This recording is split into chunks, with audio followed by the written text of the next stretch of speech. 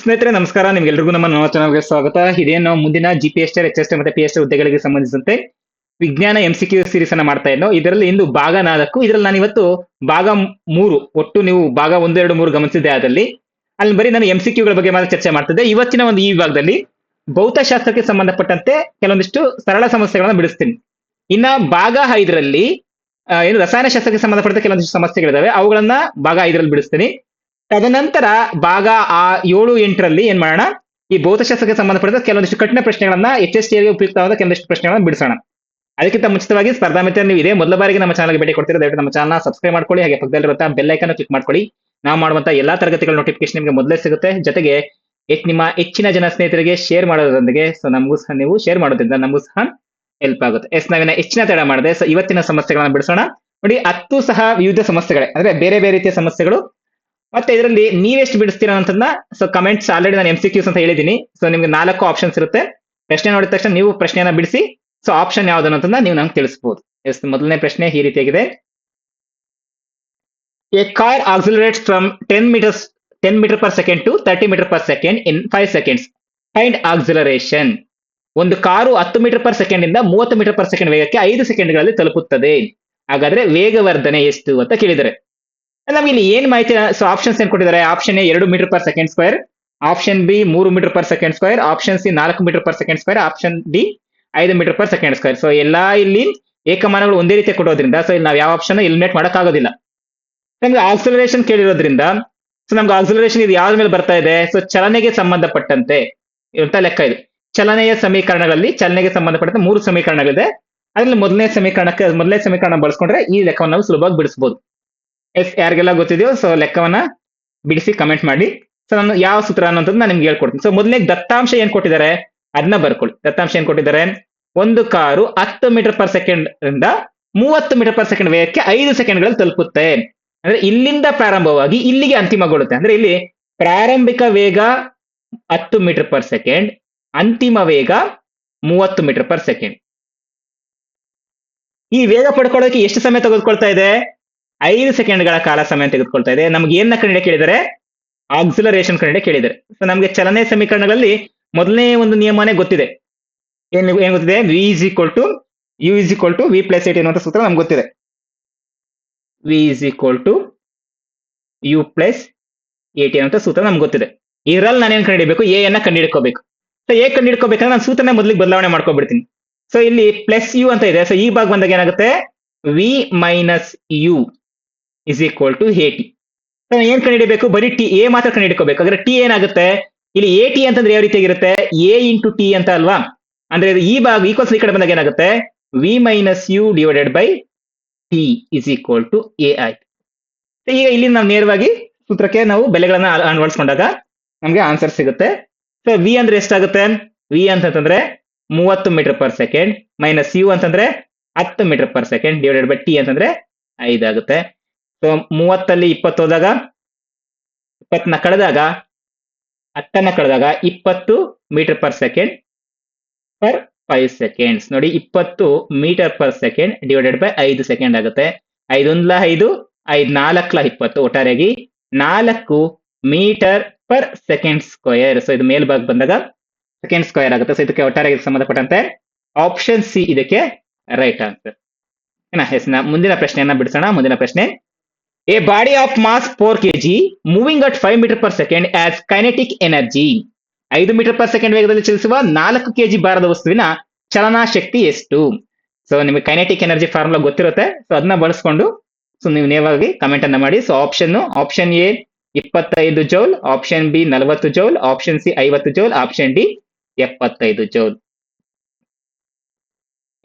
ನಮ್ಗೆ ಗೊತ್ತಿರುವಂತೆ kinetic energy formula ಏನಿದೆ? Kinetic energy is equal to half mv square. m ಅಂತಂದ್ರೆ ಏನು? ಮಾಸ್ ಎಷ್ಟು ಕೊಟ್ಟಿದ್ದಾರೆ ಇಲ್ಲಿ? ಮಾಸ್ 4 kg ಕೊಟ್ಟಿದ್ದಾರೆ. ಭಾರ ತೂಕ 4 kg ಕೊಟ್ಟಿದ್ದಾರೆ. m is equal to 4 kgs. Next v ಎಷ್ಟು ಕೊಟ್ಟಿದ್ದಾರೆ? v means motion. ವೆಲಾಸಿಟಿ ಎಷ್ಟು ಕೊಟ್ಟಿದ್ದಾರೆ? 5 ಮೀಟರ್ ಪರ್ ಸೆಕೆಂಡ್. ಹಾಗಾದ್ರೆ ಇದು ನಾವು ಈ ಸೂತ್ರದಲ್ಲಿ ಬಳಸ್ಕೊಂಡ್ರೆ ನಮ್ಗೆ ನೇರವಾಗಿ ಉತ್ತರ ಸಿಗುತ್ತೆ.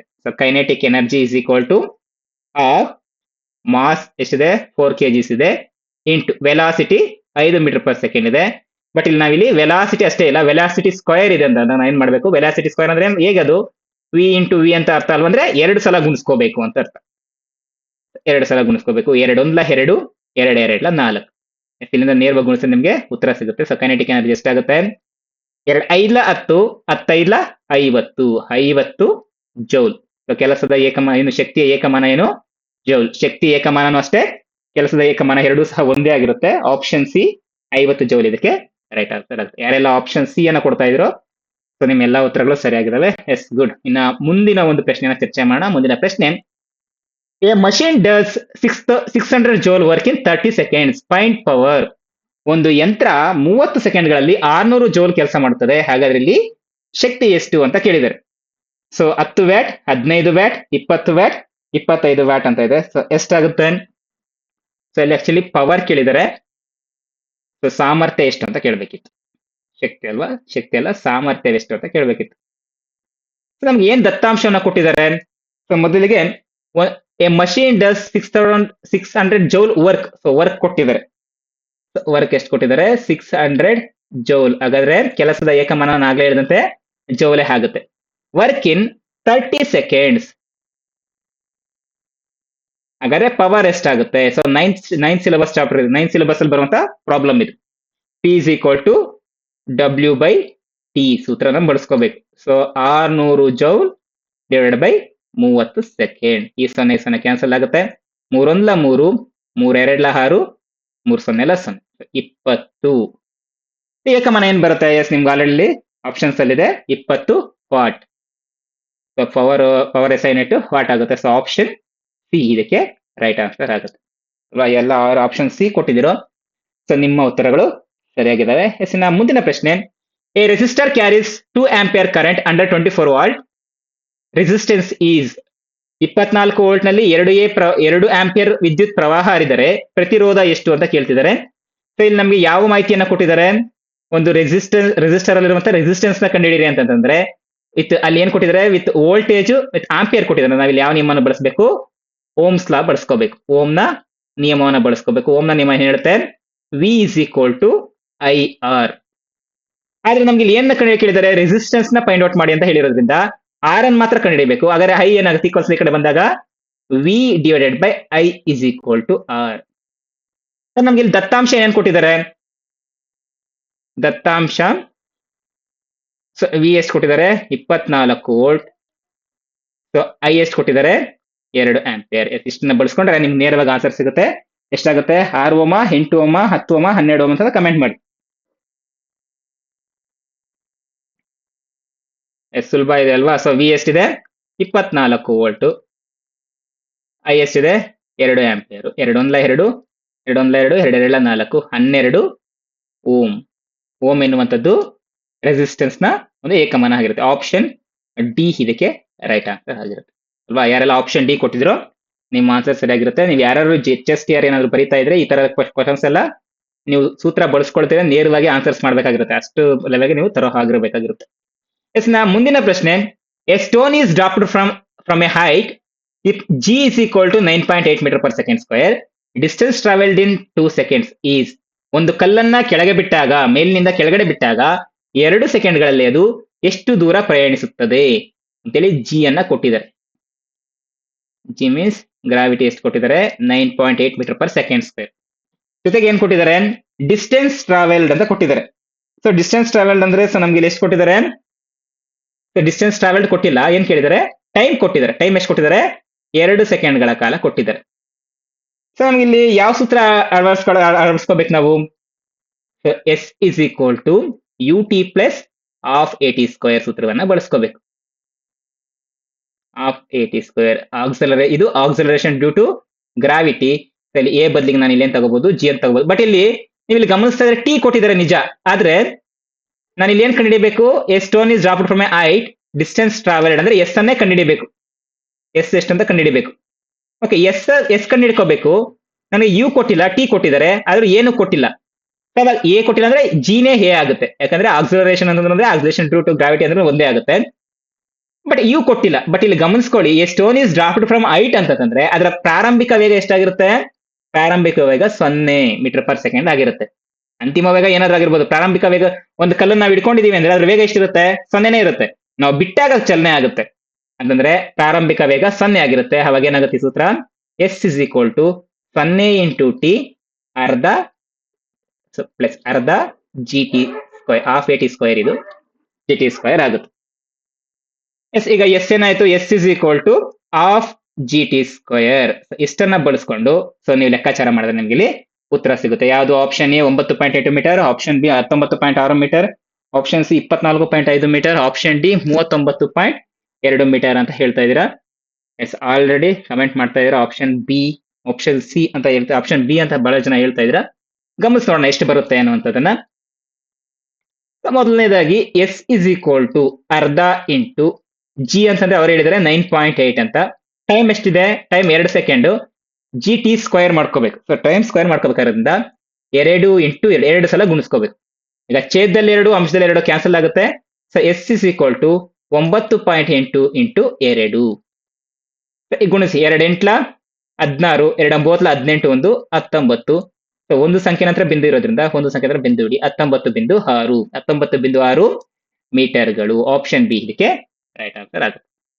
ಎಸ್, ಮುಂದಿನ ಪ್ರಶ್ನೆನ ಬಿಡಿಸೋಣ. ಸೊ ಮುಂದಿನ ಪ್ರಶ್ನೆ ಬಿಡಿಸೋಕ್ಕಿಂತ ಸಮಸ್ಯೆಗಳು ನಿಮ್ಗೆ ಉಪಯುಕ್ತ ಆಗ್ತಾ ಇದಾವೆ ಅಂತಂದ್ರೆ ಜಸ್ಟ್ ಒಂದು ವಿಡಿಯೋಗೆ ಲೈಕ್ ಅನ್ನ ಕೊಡಿ ಸ್ನೇಹಿತರೆ. ಎಸ್, ನಾವಿನ್ನ ಹೆಚ್ಚಿನ ತಡ ಮಾಡದೆ ಮುಂದಿನ ಪ್ರಶ್ನೆಯನ್ನ ಬಿಡಿಸೋಣ. A body has momentum 60 kg metre per second and velocity 12 metre per second, find mass ಅಂತ ಕೊಟ್ಟಿದ್ದಾರೆ.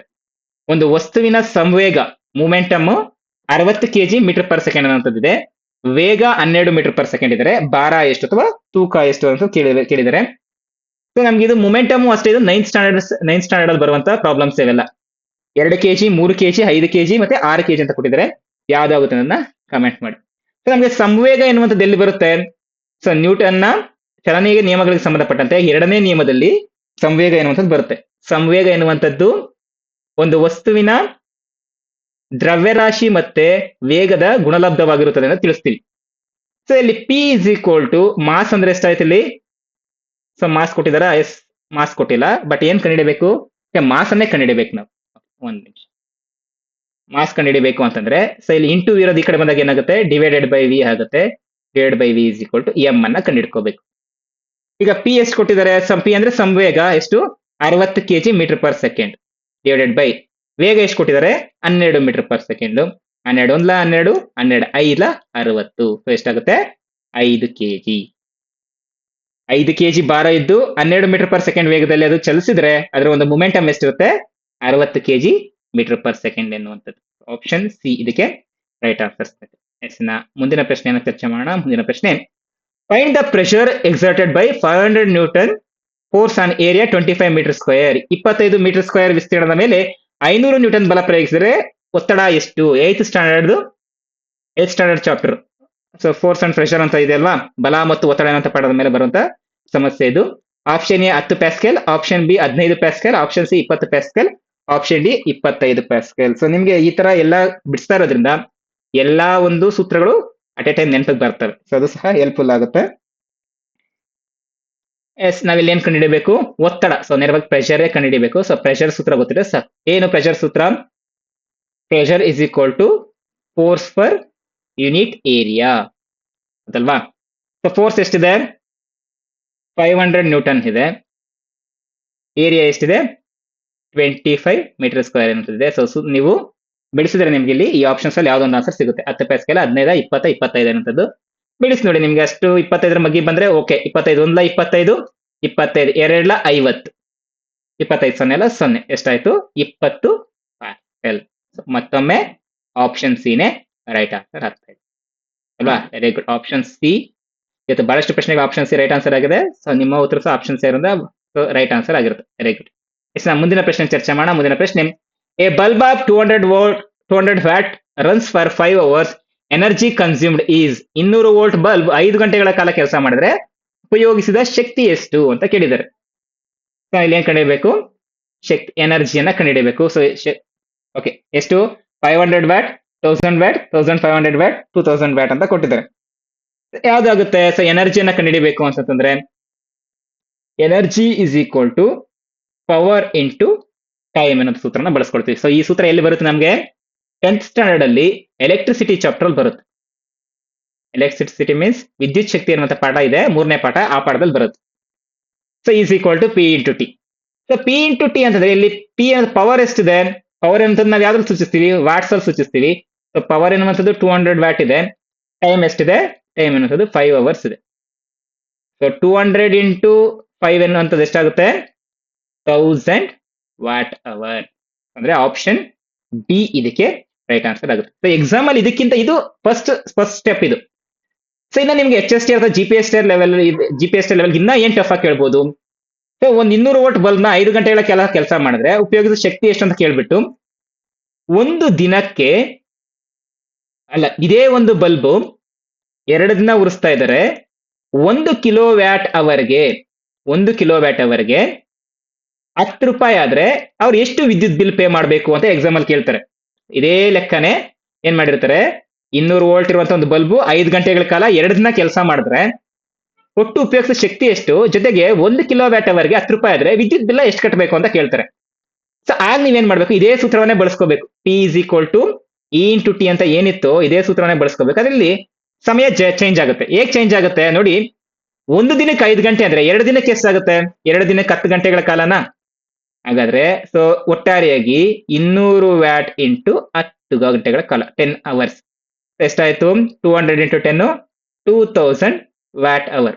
ಸರ್ ನನ್ಗೆ ಏನ್ ಕೊಟ್ಟಿದ್ದಾರೆ, 1 ಕಿಲೋ ವ್ಯಾಟ್ಗೆ 10 ರೂಪಾಯಿ ಆದ್ರೆ ಅಂತ ಕೇಳಿರೋದು. ನಾನು ಇಲ್ಲಿ 1 ಕಿಲೋ ವ್ಯಾಟ್ ಅಲ್ಲಿ ಇದೆಯಾ, ಇಲ್ಲ ಇಲ್ಲಿ ಕಿಲೋ ವ್ಯಾಟ್ ಅಲ್ಲಿ ಇದೆಯಾ, ಇಲ್ಲ, ಇಲ್ಲಿ ಏನಿದೆ ವ್ಯಾಟ್ ಅವರ್ ಅಲ್ಲಿ ಇದೆ. ಈ ವ್ಯಾಟ್ ಅವರ್ ನ ಕಿಲೋ ವ್ಯಾಟ್ ಅವರ್ಗೆ ಪರಿವರ್ತನೆ ಮಾಡ್ಕೋಬೇಕಂದ್ರೆ ಡಿವೈಡೆಡ್ ಬೈ 1000 ಮಾಡ್ಬೇಕಾಗುತ್ತೆ. ಸೊ ಇಲ್ಲಿ ಕಿಲೋ ವ್ಯಾಟ್ ಅವರ್ ಅಂದ್ರೆ 1000, ಸೊ 1000 ಡಿವೈಡ್ ಮಾಡ್ಕೋಬೇಕು. ಒಟ್ಟಾರೆ ಎಷ್ಟು ಬರುತ್ತೆ, 2 ಕಿಲೋ ವ್ಯಾಟ್ ಅವರ್ ಬರುತ್ತೆ. ಅವ್ರು ನನ್ಗೆ ಹೇಳಿದ್ದಾರೆ 1 ಕಿಲೋ ವ್ಯಾಟ್ ಅವರ್ಗೆ 10 ರೂಪಾಯಿ ಆದ್ರೆ 2 ಕಿಲೋ ವ್ಯಾಟ್ ಅವರ್ಗೆ ಎಷ್ಟಾಗುತ್ತೆ, 20 ರೂಪಾಯಿ ಆಗುತ್ತೆ. ಈ ರೀತಿಯಾಗಿ ಲೆಕ್ಕಾಚಾರಗಳು ಮಾಡಬೇಕು. ಇದು ಎಲೆಕ್ಟ್ರಿಸಿಟಿಲಿ ಬರುವಂತ last type of problems. So next ನಾನು ಏನು ಭಾಗ 6, ಭಾಗ 7ರಲ್ಲಿ ನಾನು ಲೆಕ್ಕಗಳನ್ನ ಬಿಡಿಸ್ತೀನಿ ಅಂತ ಹೇಳಿದೀನಿ, ಸ್ವಲ್ಪ ಟಫ್ ಆಗಿರುವಂತ ಪ್ರಾಬ್ಲಮ್ಸ್ ಅಲ್ಲಿ. ಅವಾಗ ಈ ರೀತಿ ಪ್ರಾಬ್ಲಮ್ಸ್ ಅನ್ನ ಬೇಡ್ಸೋಣ. ಎಸ್, ನಮ್ಮ ಮುಂದಿನ ಪ್ರಶ್ನೆ ಸೌಂಡ್ಗೆ ಸಂಬಂಧಪಟ್ಟಿರುವಂತದ್ದು. Yes, a wave has frequency 50 hertz and wavelength 4 metre, find wave speed. Okay, wave optics ಸಂಬಂಧಪಟ್ಟಿರುವಂತದ್ದು ಇದು. ಒಂದು ಅಲೆಯ ಆವೃತ್ತಿ ಫ್ರೀಕ್ವೆನ್ಸಿ ಎಷ್ಟಿದೆ, 50 ಹರ್ಟ್ಸ್ ಇದೆ. ಮತ್ತೆ ಅಲೆಯ ದೈರ್ಘ್ಯ ಅಥವಾ ವೇವ್ ಲೆಂತ್ ಅಂತ ತರಂಗ ದೂರ ಅಂತ ಕರಿತೀವಿ. ತರಂಗ ದೂರ 4 ಮೀಟರ್ ಇದ್ದರೆ ಅಲೆಯ ವೇಗ ಎಷ್ಟು ಅಂತ ಕೇಳ್ತಾ ಇರುವಂತದ್ದು. Find the wave speed. So ನಮಗೆ ಸಾಮಾನ್ಯವಾಗಿ ಸ್ಪೀಡ್ ಕಂಡುಹಿಡಿಯಬೇಕು ಅಂತಂದ್ರೆ ನಮ್ಗೆ ಮೈಂಡ್ ಅಲ್ಲಿ ಬರುವಂತ ಮೊದಲನೇ ಸೂತ್ರ ಯಾವುದು, speed is equal to distance by time taken ಅಲ್ವಾ. ಆದ್ರೆ ನಮ್ಗೆ ವೇವ್ ಸ್ಪೀಡ್ ಅಲ್ಲಿ ಬಂದಾಗ ಸೊ ನಮ್ಗೆ ಯಾವ ಸೂತ್ರ ಬರುತ್ತೆ, ಸ್ಪೀಡ್ ಅಥವಾ ವೆಲಾಸಿಟಿ ಅಂತ ತಗೊಳ್ತೀವಿ. So velocity is equal to, ಇಲ್ಲಿ ಡಿಸ್ಟೆನ್ಸ್ ಅಂದ್ರೆ ಏನು, ಡಿಸ್ಟೆನ್ಸ್ ನ ಮೀಟರ್ ಅಲ್ಲಿ ಅಳಿತೀವಿ. ಸೊ ಡಿಸ್ಟೆನ್ಸ್ ಇಲ್ಲಿ ವೇವ್ ಲೆಂತ್ ಆಗಿರುತ್ತೆ. So wavelength by time taken ಆಗಿರುತ್ತೆ. ಸೊ ಇದಕ್ಕೆ ಸಂಬಂಧಪಟ್ಟಂತೆ ಸೊ ಇಲ್ಲಿ ಏನ್ ಕೇಳಿರುವಂತದ್ದು, ಅಲೆಯ ವೇಗ, ವೇವ್ ಸ್ಪೀಡ್ ಕೇಳ್ತಿರುವಂತದ್ದು. So V is equal to F lambda ಆಗುತ್ತೆ. ಓಕೆ, ಇಲ್ಲಿ ಯಾಕೆ ಎಫ್ ಲ್ಯಾಂಬ್ಡಾ ಸೂತ್ರ ತಗೋಬೇಕು ಅಂತಂತಂದ್ರೆ, ನಮ್ಗೆ ಇಲ್ಲಿ ಫಸ್ಟ್ ಏನ್ ಮಾಹಿತಿಯನ್ನು ಕೊಟ್ಟಿದ್ದಾರೆ ಗಮನಿಸಿ ನೋಡಿ. ಫ್ರೀಕ್ವೆನ್ಸಿ ಕೊಟ್ಟಿದ್ದಾರೆ ಎಷ್ಟು, 50 ಹರ್ಟ್ಸ್. ವೇವ್ ಲೆಂತ್ ಎಷ್ಟು ಕೊಟ್ಟಿದ್ದಾರೆ, ವೇವ್ ಲೆಂತ್ 4 ಮೀಟರ್ ಕೊಟ್ಟಿದ್ದಾರೆ. ಏನ, ಸೊ ವೇವ್ ಲೆಂತ್ ಕೊಟ್ಟಿದ್ದಾರೆ. ನನಗೆ ಗೊತ್ತಿರೋ ಸೂತ್ರ ಏನು, V is equal to lambda by time ಅಂತ ಗೊತ್ತಾಯ್ತು. ಬಟ್ ಇಲ್ಲೆಲ್ಲೂ ಫ್ರೀಕ್ವೆನ್ಸಿನೇ ಇಲ್ವೇ. ಬಟ್ ನಮ್ಗೆ ಇನ್ನೊಂದು ಸೂತ್ರ ಗೊತ್ತಿದೆ, frequency is equal to 1/t ಎನ್ನುವಂಥದ್ದು. ಇಲ್ಲಿ ಅರ್ಥ ಮಾಡ್ಕೊಳ್ಳಿ. ಈಗ ವೇವ್ ಈ ಸೂತ್ರ ನಾನು ಹೇಗೆ ಬರ್ಕೊಬಂದ್ರೆ, so V is equal to lambda by T ನ V is equal to lambda into 1/t ಅಂತ ಬರ್ಕೋಬಹುದಾ. ಈಗ 1/t ಅಂದ್ರೆ ನಾನು ಏನ್ ಬರ್ಕೋಬಹುದು, ಎಫ್ ಅಂತ ಬರ್ಕೋಬಹುದಲ್ವಾ. ಸೊ 1/t ಅನ್ನ ನಾನು ಏನ್ ಬರ್ಕೋಬಹುದು, ಎಫ್ ಅಂತ ಬರ್ಕೋಬಹುದು. ಸೊ ಲ್ಯಾಂಬ್ಡಾ ಎಷ್ಟಿದೆ, 4 metre, frequency 50 hertz. So 4 20, so 1 0 ಇದೆ, ಆ 0 ಹಾಗೆ ಬರ್ಕೊಳ್ಳಿ. ಸೊ ವೇವ್ ಸ್ಪೀಡ್ ಎಷ್ಟಾಗುತ್ತೆ, 200 ಮೀಟರ್ ಪರ್ ಸೆಕೆಂಡ್ ಆಗುತ್ತೆ. Option C. ಸೊ ಕನ್ಫ್ಯೂಷನ್ ಆಗುವಂತ ಅವಶ್ಯಕತೆ ಇಲ್ಲ. ಮತ್ತೆ ಇನ್ನೊಂದ್ಸಲ ಹೇಳ್ತಾ ಇದ್ದೀನಿ, ಗಮನಿಸ್ಕೊಳ್ಳಿ. ಸೊ ನಮ್ಗೆ ಅಲ್ಲಿ ಸ್ಪೀಡ್ ಕಂಡಿಡಿಯಕ್ಕೆ ಕೇಳ್ತಿದ್ದಾರೆ, ಯಾವುದೋ ಒಂದು ಅಲೆದು ಸ್ಪೀಡ್ ಕಂಡಿಡಿಯಕ್ಕೆ ಕೇಳ್ತಿದ್ದಾರೆ. ನನ್ಗೆ ಗೊತ್ತಿರೋ ಸೂತ್ರ ಏನಪ್ಪಾ, so speed is equal to velocity is equal to distance by time taken, ಹೌದಲ್ವಾ. ಅದೇ ರೀತಿಯಾಗಿ ಇಲ್ಲಿ ಡಿಸ್ಟೆನ್ಸ್ ಅಂದ್ರೆ ಏನು, ಡಿಸ್ಟೆನ್ಸ್ ನಾವು ಯಾವ್ದ್ರಲ್ಲಿ ಅಳಿತೀವಿ, ಮೀಟರ್ ಅಲ್ಲಿ ಅಳಿತೀವಿ. ಇಲ್ಲಿ ನೀವು ಗಮನಿಸ್ಕೊಂಡು ನೋಡಿ, ಡಿಸ್ಟೆನ್ಸ್ ಅಂದ್ರೆ ಏನ್ ಬರ್ತದೆ, ವೇವ್ ಲೆಂತ್ ಅಂತ ಇದೆ. So velocity is equal to wavelength by time taken. So ನನಗೆ ಅಲ್ಲಿ ಲೆಕ್ಕದಲ್ಲಿ ಏನ್ ಕೊಟ್ಟಿದ್ದಾರೆ, ಫ್ರೀಕ್ವೆನ್ಸಿ ಕೊಟ್ಟಿದ್ದಾರೆ. ಫ್ರೀಕ್ವೆನ್ಸಿ 50 ಹರ್ಟ್ಸ್ ಕೊಟ್ಟಿದ್ದಾರೆ, ಜೊತೆಗೆ ವೇವ್ ಲೆಂತ್ ಕೊಟ್ಟಿದ್ದಾರೆ. ವೇವ್ ಲೆಂತ್ 4 ಮೀಟರ್ ಕೊಟ್ಟಿದ್ದಾರೆ. ನಮ್ಗೆ ಲೆಕ್ಕದಲ್ಲಿ ಎಲ್ಲೂ ಫ್ರೀಕ್ವೆನ್ಸಿನೇ ಇಲ್ಲ. ಸೊ ಅವಾಗ ನಾನು ಏನ್ ಮಾಡ್ತೀನಿ, ಸೊ ಇದೇ ಸೂತ್ರನ, so V is equal to lambda by T ಅನ್ನ, ಸೊ 1/t ಅಂದ್ರೆ ಏನಾಗುತ್ತೆ, 1/t ಅಂತಂದ್ರೆ ಫ್ರೀಕ್ವೆನ್ಸಿ ಆಗುತ್ತೆ. So V is equal to lambda into F ಅಂತ ತಗೋಬಹುದು. ಸೊ ಲ್ಯಾಂಡಾ ಅಂತಂದ್ರೆ ಏನಾಗುತ್ತೆ, ಈಗ 4 metre, frequency 50 hertz, 54 200 metre per second. ಇಷ್ಟೇ ಉತ್ತರ. ಎಸ್, ಇವತ್ತಿನ ಕೊನೆಯ ಪ್ರಶ್ನೆಯನ್ನ ಚರ್ಚೆ ಮಾಡೋಣ. ಸೊ ಕಾನ್ಸೆಪ್ಟ್ ಇಷ್ಟ ಆಗಿದೆ, ಜಸ್ಟ್ ಒಂದು ವಿಡಿಯೋಗೆ ಲೈಕ್ ಅನ್ನ ಕೊಡಿ ಸ್ನೇಹಿತರೆ. ಎಸ್, ಕೊನೆಯ ಪ್ರಶ್ನೆ, ಇದು ಸಹ 8th ಸ್ಟ್ಯಾಂಡರ್ಡ್ ಪ್ರಶ್ನೆ. Density of an object with mass 250 gram and volume 50 centimetre cube is. 250 gram ಭಾರ ಮತ್ತು 50 ಸೆಂಟಿಮೀಟರ್ ಕ್ಯೂಬ್ ಪರಿಮಾಣ ಹೊಂದಿರುವ ವಸ್ತುವಿನ ಸಾಂದ್ರತೆ ಎಷ್ಟು? ನೋಡಿ, ಇವತ್ತು ನೀವು ಏನು 10 ಲೆಕ್ಕ ಮಾಡಿರೋ 10 ಲೆಕ್ಕನೂ ಡಿಫ್ರೆಂಟ್ ಆಗಿದಾವೆ. ಇಲ್ಲಿ ನಿಮ್ಗೆ ನೀವು 10 ಸೂತ್ರಗಳನ್ನ ಮತ್ತೊಮ್ಮೆ ರೀಕಾಲ್ ಮಾಡಿದಂತಾಯ್ತು ಅಲ್ವಾ. ಒಟ್ಟಾರೆಯಾಗಿ ಇಲ್ಲಿ ಡೆನ್ಸಿಟಿ ಬಗ್ಗೆ ಕೊನೆ ಪ್ರಶ್ನೆ ಇದೆ. ಸೊ ಮೊದಲನೇದು option A 2 gram per centimetre cube, option B 3 gram centimetre per cube, 3 gram per centimetre cube, option C 4 gram per centimetre cube, option D 5 gram per centimetre cube. So density ಅಂತ ಸಾಂದ್ರತೆ ಅಂತಂದು ಏನ್ ಬರುತ್ತೆ, so density is equal to mass by volume, ಹೌದಲ್ವಾ. So mass ಅಂದ್ರೆ ತೂಕ ಅಥವಾ ಭಾರ ಆಗಿರುತ್ತೆ, ಅಥವಾ ರಾಶಿ ಆಗಿರುತ್ತೆ, ರಾಶಿ ಬೈ ಗಾತ್ರ, ಹೌದಲ್ವಾ. ಮಾಸ್ ಬೈ ವಾಲ್ಯೂಮ್ ಅಂತ ಬರುತ್ತೆ. ಅವರೇ ಕೊಟ್ಟಿದ್ದಾರೆ ಮಾಸ್ ಎಷ್ಟಿದೆ, ಮಾಸ್ ಎನ್ನುವಂಥದ್ದು with mass 250 gram. Okay, mass ಕೊಟ್ಟಿದ್ದಾರೆ 250 ಗ್ರಾಮ್ ಅಂತ. ವಾಲ್ಯೂಮ್ ಕೊಟ್ಟಿದಾರಾ, ಎಸ್ ವಾಲ್ಯೂಮ್ ಕೊಟ್ಟಿದ್ದಾರೆ 50 ಸೆಂಟಿಮೀಟರ್ ಕ್ಯೂಬ್ ಅಂತ. ಸೊ ಈ ಸಣ್ಣ ಕ್ಯಾನ್ಸಲ್ ಆಗುತ್ತೆ, 5 1 5, 5 5 25, ಎಷ್ಟಾಗುತ್ತೆ 5 ಗ್ರಾಮ್ ಪರ್ ಸೆಂಟಿಮೀಟರ್. ಎಸ್, ಮೊನ್ನೆ ಒಬ್ರು ಯಾರು ನಾನು ರೀಲ್ಸ್ ಅಲ್ಲಿ ನೋಡಿದೆ. ಸೊ ಅವ್ರು ಏನ್ ಹೇಳಿದ್ರು ಅಂತಂದ್ರೆ, ಸೊ ಇಲ್ಲಿ ಈಗ ನೋಡಿ 250/50 ಅಂತ ಇದೆ ಸರ್, ನೀವು 0 ಕ್ಯಾನ್ಸಲ್ ಮಾಡ್ತೀರಿ, 5 5 ಯಾಕೆ ಕ್ಯಾನ್ಸಲ್ ಮಾಡಬಾರ್ದು ಅಂತ ಕೇಳ್ತೀರಾ, ಅದಲ್ವಾ. ಸೊ ಅದು ಆ ರೀತಿ ಮಾಡಬೇಕು. ಯಾಕಂದ್ರೆ 0ಗೆ ಮಾತ್ರ, ಛೇದ ಮತ್ತೆ ಅಂಶದಲ್ಲಿ 0 ಇದ್ರೆ ಮಾತ್ರ ಕ್ಯಾನ್ಸಲ್ ಮಾಡ್ತೀವಿ. ಉಳಿದಿದ್ದು ಏನೇ ಇದ್ರು ನಾವು ಗಣಿತದ ಮಗ್ಗೆಯ ರೂಪದಲ್ಲಿರುವಂತದನ್ನ ನಾವು ಕ್ಯಾನ್ಸಲ್ ಕನಿಷ್ಠ ರೂಪಕ್ಕೆ ತರ್ತೀವಿ ಅಷ್ಟೇ, ಓಕೆನಾ. 5 1 5, 5 5 25, ಸೊ ಒಟ್ಟಾರೆಯಾಗಿ 5 ಗ್ರಾಮ್ ಪರ್ ಸೆಂಟಿಮೀಟರ್ ಕ್ಯೂಬ್. ಸ್ನೇಹಿತರೆ, ಒಟ್ಟಾರೆಯಾಗಿ 10 ಪ್ರಶ್ನೆಗಳು ಇವಾಗಿತ್ತು. ಈ ಪ್ರಶ್ನೆಗಳು ನಿಮಗೆ ಉಪಯುಕ್ತ ಆಗಿದೆ ಅಂತ ತಿಳ್ಕೊಳ್ತೀನಿ. ಸೊ ಉಪಯುಕ್ತ ಆಗಿದ್ರೆ ಜಸ್ಟ್ ವಿಡಿಯೋಗೊಂದು ಲೈಕ್ ಅನ್ನ ಕೊಡಿ, ನಿಮ್ಮ ಹೆಚ್ಚು ಜನ ಸ್ನೇಹಿತರಿಗೆ ಶೇರ್ ಮಾಡೋದ್ರ ಜೊತೆಗೆ ವಿಡಿಯೋವನ್ನ ಹೈಪ್ ಸಹ ಮಾಡಿ ಅಂತ ಹೇಳ್ತಾ, ಇದಾಗಿತ್ತು ಇಂದಿನ ವಿಡಿಯೋ. ಇದು ಭಾಗ 4. ಭಾಗ 3 ಸಹ ಅಷ್ಟೇ. ಒಟ್ಟಾಗಿ ಭಾಗ 1 2 3ರಲ್ಲಿ ನಿಮಗೆ MCQಗಳೇ ಹೆಚ್ಚಾಗಿದ್ದಾವೆ, ಅಲ್ಲಿ ಸಮಸ್ಯೆಗಳಿಲ್ಲ. ಸೊ ಎಲ್ಲಾ ರೀತಿಯ MCQಗಳು ಸಮಸ್ಯೆಗಳೊಂದಿಗೆ, ಯಾಕಂದ್ರೆ ಒಂದು ವಿಜ್ಞಾನ ಅಂತ ತೆಗೆದುಕೊಂಡಾಗ ಕೇವಲ ಪ್ರಶ್ನೆಗಳಷ್ಟೇ ಬರೋದಿಲ್ಲ, ಸಮಸ್ಯೆಗಳು ಅದರಲ್ಲಿ ಇನ್ಕ್ಲೂಡ್ ಆಗಿರುತ್ತವೆ. ಅದರಿಂದ ಎಲ್ಲಾ ಒಂದು ರೀತಿಯಂತ ಪ್ರಶ್ನೆಗಳನ್ನು ನಾನು ಈ ಒಂದು ಸೀರೀಸ್ ಅಲ್ಲಿ ಅಳವಡಿಸ್ತಾ ಇದ್ದೀನಿ. ಸೊ ಸೀರೀಸ್ ಬೇಕಂದ್ರೆ ಎಲ್ಲಾ ವಿಡಿಯೋಗಳು ಸಹ ನಮ್ಮ ಚಾನಲ್ ಒಂದು ಪ್ಲೇ ಲಿಸ್ಟ್ ಅನ್ನ ಮಾಡಿಟ್ಟಿರ್ತೀನಿ, ನೀವು ಇದನ್ನ ನೋಡೋಷ್ಟ್ರೊಳಗಡೆ. ಸೊ ಅದನ್ನ ನಾನು ನೀವು ಅದರಲ್ಲಿ ಪ್ಲೇ ಲಿಸ್ಟ್ ಅನ್ನು ನೋಡಬಹುದು. ಆ ಪ್ಲೇ ಲಿಸ್ಟ್ ಬೇಕಾದ್ರೆ ನಾನು ಇಲ್ಲಿ ಅಟ್ಯಾಚ್ ಮಾಡ್ತೀನಿ ಕೊನೆಯಲ್ಲಿ, ಆ ಪ್ಲೇ ಲಿಸ್ಟ್ ಅಲ್ಲಿ ನೀವು ಗಮನಿಸ್ಕೋಬಹುದು ಸ್ನೇಹಿತರೆ. ಇದಾಗಿತ್ತು ಇವತ್ತಿನ ಪಾಠ. ಇನ್ನು ಮುಂದಿನ ಒಂದು ಪಾಠದಲ್ಲಿ ಭೇಟಿಯಾಗೋಣ. ನಿಮ್ಗೆಲ್ರಿಗೂ ಧನ್ಯವಾದಗಳು ಸ್ನೇಹಿತರೆ.